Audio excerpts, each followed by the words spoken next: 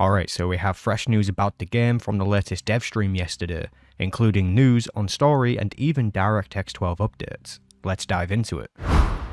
So to begin, the devs talked about story and when we can expect it. We have two segments of story coming, and the first is Galactic Threads, and the second is The Master's Enigma, both set to release in the holidays this year and early springtime next year, respectively. This means that we've waited a year and a half total before we get any story, which is wild. I'm glad it's finally coming, but the fact that it's going to take even longer, along with the voice actor strikes being over, just means players will expect a high level of quality when it's finally released. When the story drops, it needs to be polished, meaningful, and epic. We suspect the first update will centre around Malgus, with the second one coming next year probably bringing focus to Darth Jadis. By the time we get that second update, this expansion will be celebrating its 4-year anniversary. An expansion that has lasted 4 years is crazy in my opinion. I really hope they have something cooking behind the scenes to show for it though. They're also releasing a new date night update, this time for Kira Carson and Torian Kadira, set to be released at the same time as the Master's Enigma, so early time next year. Anyways, there is more to go through, so let's move on. So in other news, we have quality of life improvements coming, including for free-to-play players.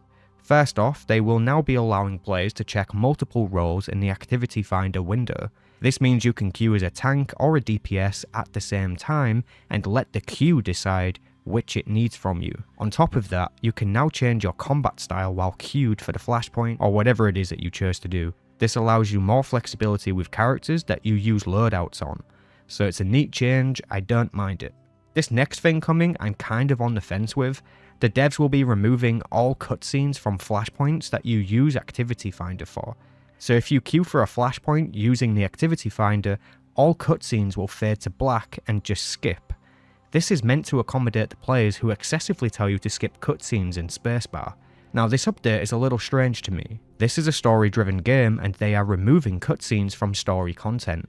I don't think I like it. Now you can still see the cutscenes if you want to, but you will have to form your own group and enter the flashpoints manually, so this only affects the content that you queue for.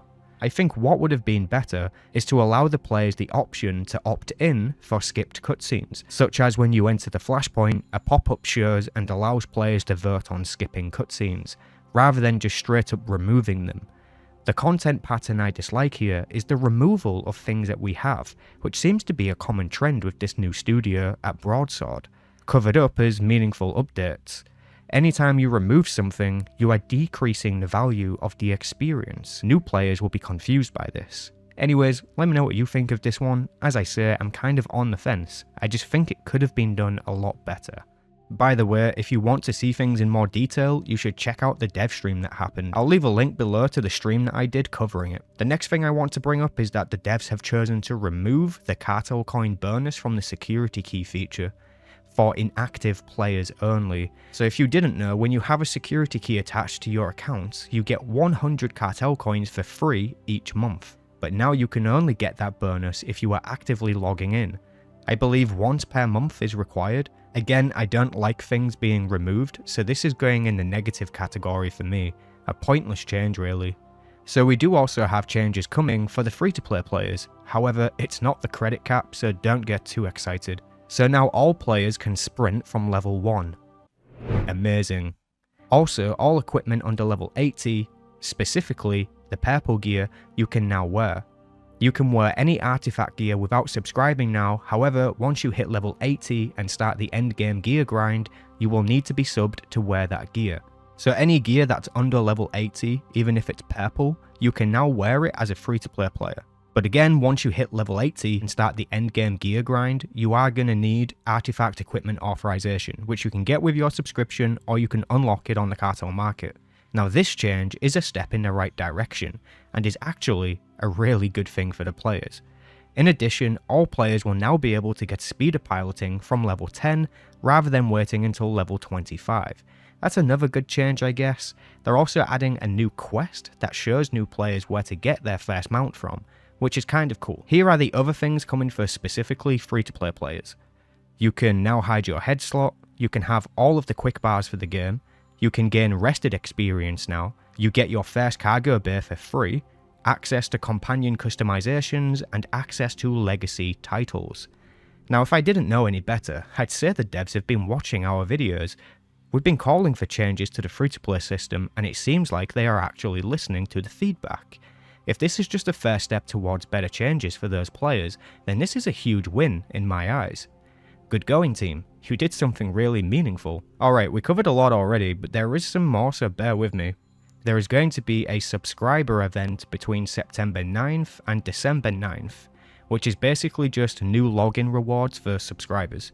I believe the rewards are meant to be endgame materials and other things along those lines. Next up, we have a new updated character select screen. Just as we've been seeing visual updates across the game, they've now done the same with the character select screen, making it look more volumetric along with adding depth of field.